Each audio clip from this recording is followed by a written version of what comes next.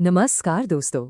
आज हम कैथरीन मैन्सफील्ड्स की एक बहुत ही मशहूर short story a cup of T को आसान भाषा में समझेंगे और एनालाइज करेंगे।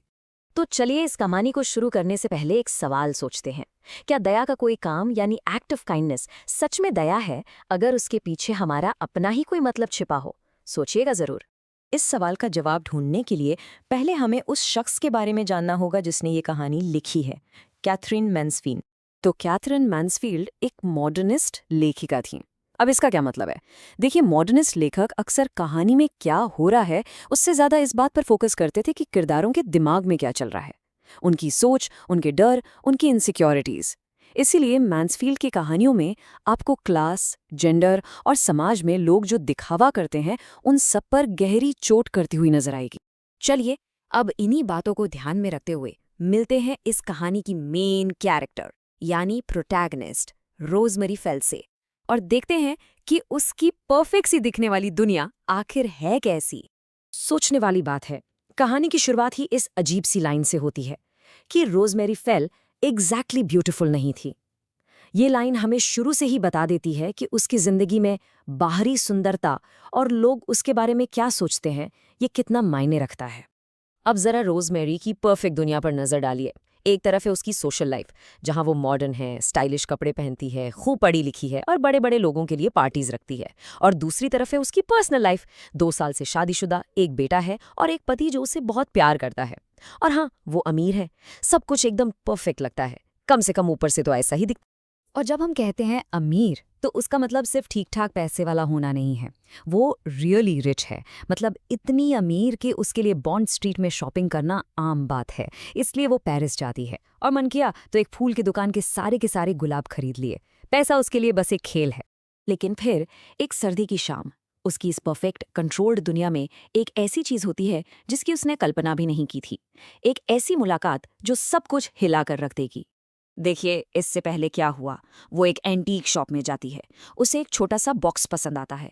दुकान वाला उसकी तारीफों के पुल बांध देता है। जब उसे पता चलता है कि बॉक्स 28 गिनीज का है, जो उस जमाने में एक बहुत बड़ी रकम थी, तो वो बस इतना कहती है, इसे मेरे लिए रख दो, और चली जाती है।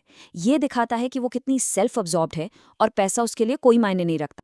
उस दुकान की रोशनी और गर्माहट से बाहर सड़क पर ठंड, बारिश और अंधेरा है।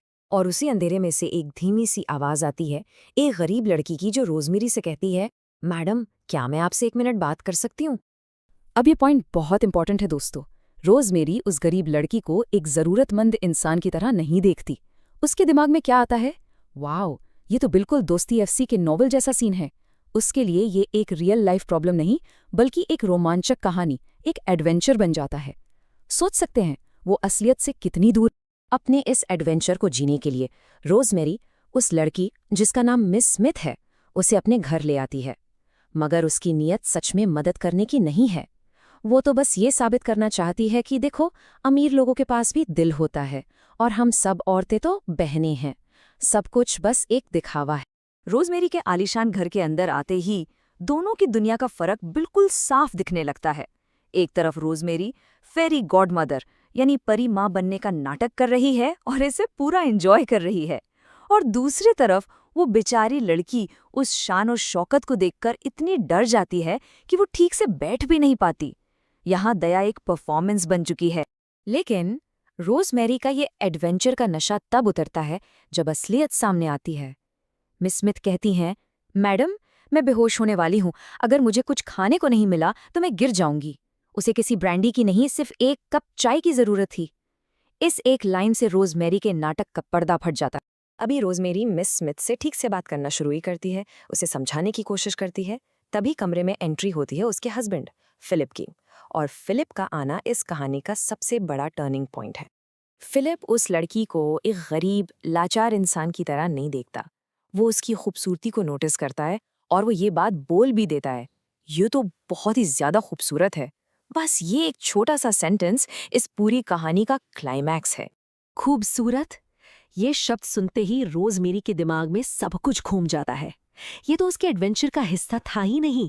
एक झटके में उसकी वो बनावटी दया, वो काइंडनेस सब गायब हो जाती है और उसकी जगह एक असली और बहुत ताकतवर इमोशन ले लेता है, जेलसी यानी ईर्ष्या।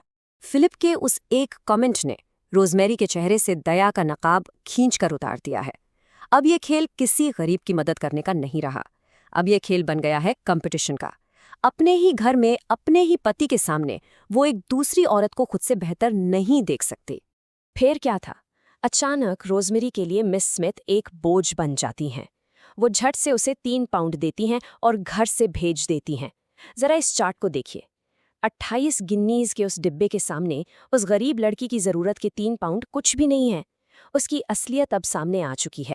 तो सबसे जरूरी बात यह है, जैसे ही मिस स्मिथ यानी कंपटीशन घर से बाहर जाती है, रोजमेरी का पूरा फोकस वापस अपने पति का अटेंशन जीतने पर आ जाता है। वो अपने बाल ठीक करती है, आंखों में काजल लगाती है, अपने मोतियों के हार पहनती है। क्यों? ताकि वो फिलिप को याद दिला सके कि असली खूबसूरत औरत कौन है। लेकिन वो सीधे सीधे ये नहीं पूछती कि क्या मैं खूबसूरत हूँ। नहीं, वो बहुत चालाक है। पहले वो फिलिप से उस महंगे डिब्बे के लिए पूछती है। वो ये चेक करना चाहती है कि क्या फिलिप अभी भी उसकी हर बात मानेगा, उसकी हर ख्वाहिश पूरी करेगा। और जब फिलिप उस डिब्बे के लिए हाँ कर देता है, तब आखिर में वो असली सवाल आता है जो इस पूरी कहानी का निचोड़ है। फिलिप, क्या मैं खूबसूरत हूँ?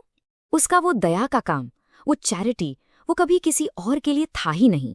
वो सब उसके अपने ईगो, अपनी इमेज और आखिर में उसकी अपनी गहरी इनसिक्योरिटी के बारे में था। तो इस कहानी से हमें क्या सीखने को मिलता है?